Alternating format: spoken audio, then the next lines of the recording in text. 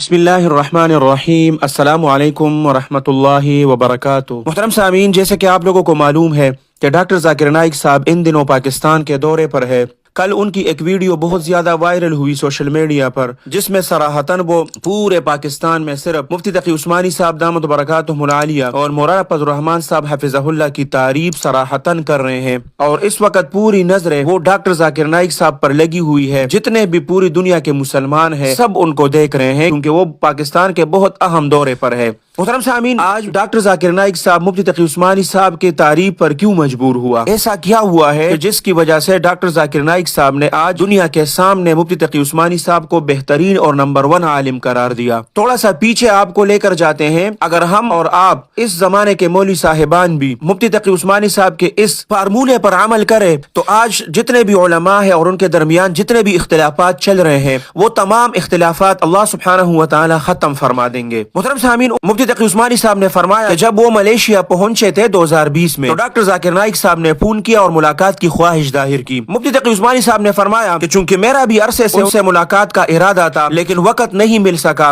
और इस बार भी मसरूफियत ज्यादा थी, इसलिए मैंने डॉक्टर जाकिर नाइक साहब के हाजिरी से माजरत की। अलबत्ता एक दोस्त के मकान का एड्रेस इरसाल किया कि आप वहाँ तशरीफ ला सकते हैं, तो मैं भी वहीं पर हाजिर हो जाऊंगा। वक्त मुकर्ररा पर हम उस मकान पर पहुंचे। डॉक्टर जाकिर नाइक साहब भी तशरीफ लाए थे। इब्तिदाई मुलाकात में मैंने उनके साथ हमदर्दी और अफसोस का इजहार किया। मुहतरम सामीन, ये होता है जब भी आप किसी से मुलाकात करें तो आप उस मौजू को छेड़े जिससे उनको बहुत ज्यादा तकलीफ पहुंची हो। तो उन्होंने उनके साथ पहले हमदर्दी और अफसोस का इजहार किया कि हिंदुस्तान हुकूमत ने उनकी शहरियत खत्म कर दी। उन्हीं बातों में मैंने उनसे कहा कि खाने के बाद मैं आपसे तन्हाई में बात करना चाहता हूँ। इससे हमारे उलमा को सीखना चाहिए कि आज माहौल को कैसे साजगार बनाना है और दूसरे मुसलमानों को कंफ्यूजन से कैसे बचाना है। अल्लाह सुब्हानहू व तआला ने जिसको जो सलाहियत दी है वो अगर उसमें अपना काम जारी रखे और सही तरीके पर करे और दूसरा उस पर बेजा तनकीद ना करे, तो उलमा भी कंफ्यूजन से बचेंगे और आवाम भी कंफ्यूजन से बच जाएंगे। फरमाते हैं कि खाने के बाद हम दूसरे कमरे में गए। वहाँ मैंने उनसे बात शुरू करते हुए कहा कि अरसे से मेरे दिल में चंद बातें थी कि आपसे अर्ज करूं। मैं समझता हूँ कि तकाबुल अदियान के मौजू पर आप मुझसे ज्यादा इल्म रखते हैं, इसलिए अगर कोई मुझसे कहे कि ईसाईयत पर मुझसे मुबाहसा करे तो मैं यही कहूंगा कि इस मौजू पर आप डॉक्टर जाकिर नाइक साहब से मुबाहसा कीजिए,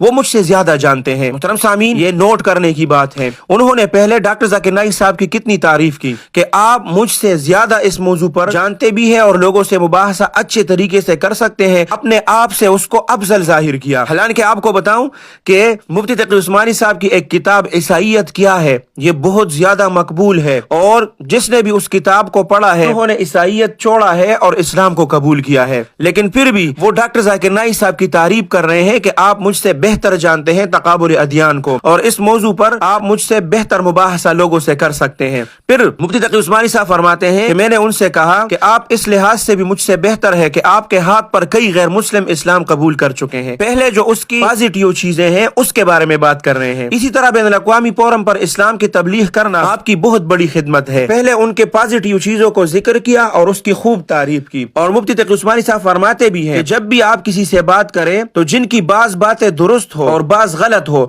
तो पहले दुरुस्त और इत्तिफाकी बातों पर तस्करा करें, ताकि उनको महसूस हो कि आपको उनकी जात से अदावत नहीं है। बाद में जब उनकी खूब तारीफ हुई और उनकी पॉजिटिव बातें बयान की तो बाद में मुफ्ती तकी उस्मानी साहब फरमाते हैं कि मैंने उनसे कहा कि चंद बातों में आपको गलती पर समझता हूँ, मैं उनकी निशानदही करना चाहता हूँ। फिर जो बातें उनके दरमियान थी वो निशानदही उनको कराई। वो तफसील हमारे वीडियो में इस चैनल पर मौजूद है, आप लोग उसको देख सकते हैं। डिस्क्रिप्शन में उसका लिंक हम दे देंगे। फिर मुफ्ती तकी उस्मानी साहब ने फरमाया मेरी उनसे जो गुफ्तगू हुई वो मुनाजिराना अंदाज से नहीं हुई बल्कि खैर ख्वाहाना अंदाज से हुई। और आप लोग भी जब किसी से बहस करते हैं तो मुनाजराना अंदाज में न करें, खैर ख्वाहाना अंदाज और खैर ख्वाहाना नीयत से करे तो वो बात उसके दिल में उतर जाएगी। तो इन बातों का डॉक्टर जाकिर नाइक साहब पर इतना असर हुआ, फरमाते हैं कि मुफ्ती तकी उस्मानी साहब से उन्होंने माफी मांगी कि मैंने तो आपके बारे में भी कुछ नामुनासिब बातें की है। मुफ्ती तकी उस्मानी साहब ने फरमाया कि मैं अपनी जात के बारे में आपसे नाला नहीं हूँ, कोई बात नहीं है। मुफ्ती तकी उस्मानी साहब फरमाते हैं कि जब मुलाकात खत्म हुई तो उन्होंने मेरा शुक्रिया अदा किया, मुझसे राब्ता नंबर लेकर वक्तन फवक्तन राबिता करते रहे। मुफ्ती तकी उस्मानी साहब फरमाते हैं कि अगले रोज एक मस्जिद में हमने जुम्मा पढ़ाया।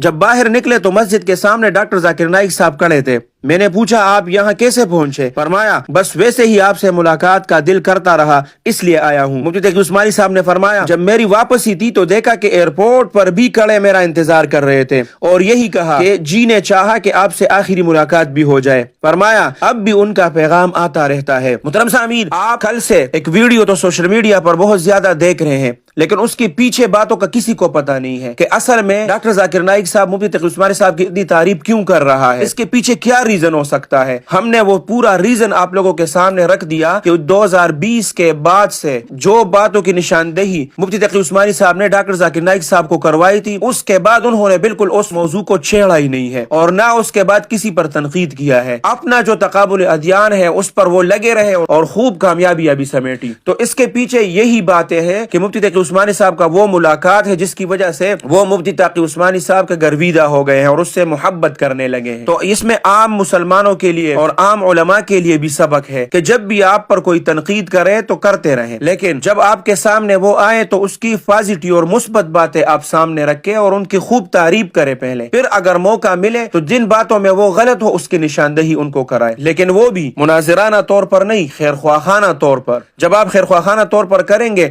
تو وہ بات ان کے دل میں اتر جائے گی، لیکن جب آپ کا مقصد تنقید کرنا ہو تو وہ وہاں سے اور مقابلے میں آئے گا اور پھر اس کے علاوہ اور بھی غلط باتیں کرنے لگے گا۔ تو ہمیں اپنے بڑوں سے سیکھنا چاہیے۔ تو کل سے جو ویڈیو وائرل ہے اس کا ریزن بھی یہی ہے۔ بعض لوگوں کو اس ویڈیو سے بہت زیادہ تکلیف ہو رہی ہے کہ پورے پاکستان میں صرف 2 ہی علماء ہیں جو انہوں نے صرف 2 علماء کا ذکر کیا، تو ان سے ان علماء کے لیے دل میں نفرت ہرگز پیدا نہ کریں۔ آپ اپنے آپ کو بھی ایسا بنائیں اور آپ بھی لوگوں کے ساتھ اس طرح ملیں تاکہ وہ آپ کے ساتھ پیار اور محبت سے پیش آئیں، تاکہ بعد میں وہ اس پر مجبور ہو جائے کہ ہر جگہ پر وہ آپ کی تعریف کرے۔ اللہ سبحانہ و تعالی ہمارے ان اکابرین کا سایہ ہمارے سروں پر تادیر قائم اور دائم رکھے۔ اللہ سبحانہ و تعالی مفتی تقی عثمانی صاحب دامت برکاتہم العالیہ کا سایہ ہمارے سروں پر تادیر قائم اور دائم رکھے۔ اللہ سبحانہ و تعالی آپ سب کو اپنے حفظ اور امان میں رکھے، اپنے خصوصی دعاؤں میں یاد رکھے۔ السلام علیکم ورحمۃ اللہ وبرکاتہ۔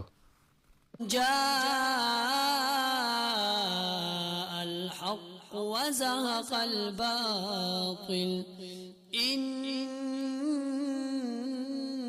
الباطل كان زهوقا